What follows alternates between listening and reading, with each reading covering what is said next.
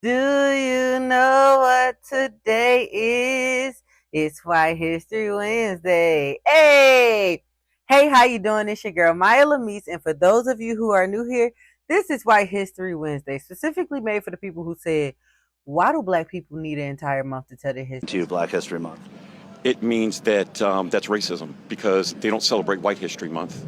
We don't have it. I'm part Italian. I don't have Italian History Month.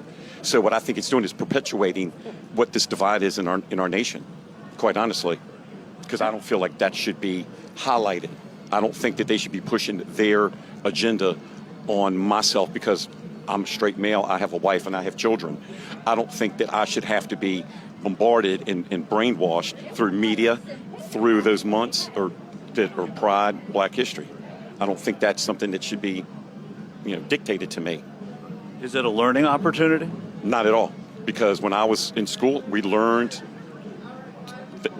certain black leaders, things like that.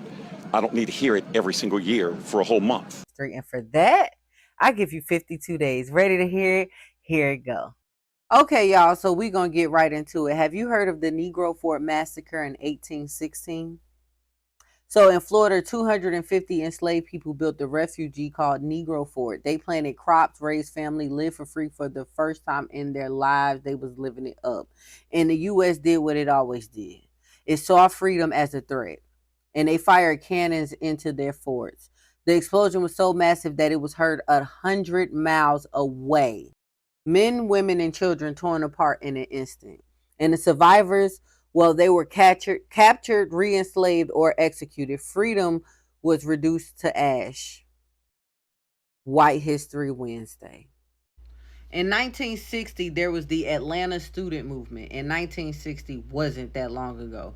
Black college students in Atlanta launched boycotts and sit-ins against segregated businesses. They dressed in their best clothes and walked into mutation only? European only. Anyway, establishments, and food was dumped on them, fists slammed into their ribs, police dragged them away, treated them bad. And still, they came back the next day. And the next day. So their actions starved Jim Crow businesses out of money and proved that young voices can shake the entire city. And that's important because we can shake some shit up if we want to. I'm just saying. Now I want to talk about the Chattel Principle because slavery wasn't just forced labor. It was the economy. Black bodies were collateral. A wife could be mortgaged like land. A child could be rented out for cash. A man insured like livestock.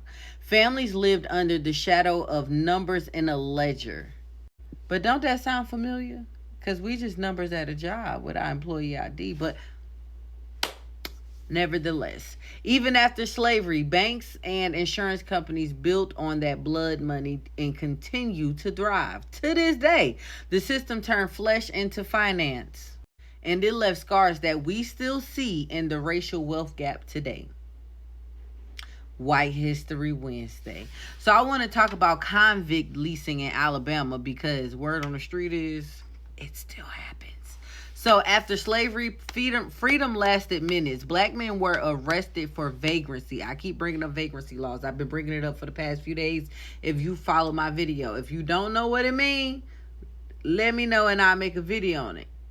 Or you can look it up. It's up to you. Whatever you want to do. You can look it up or I can tell you. It's up to you.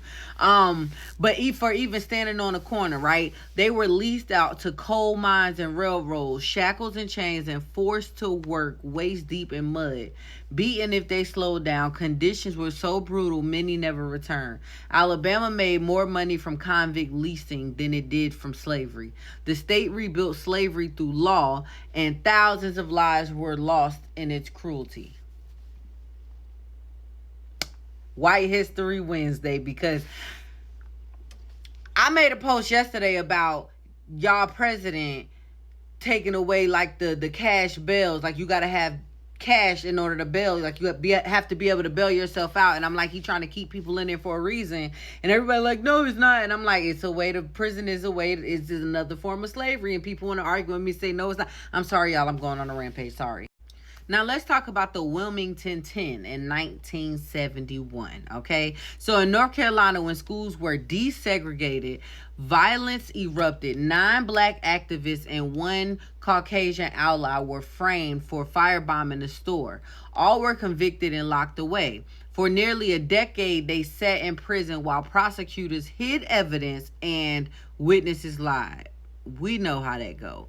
So years later, they were cleared, but the time was already stolen. Their story proves Jim Crow didn't vanish in the 1960s. It just put a different suit on. White History Wednesday, because all of this stuff just sounds too familiar to me. The Trail of Tears, Black history. Okay, so the Trail of Tears wasn't only Native history. Enslaved black people were forced to march too. They carried loads, buried children, and collapsed from hunger alongside Native families. Some were re-enslaved in Indian territory. Two people's pain braided together in one tragedy, but the black part of the story is always erased.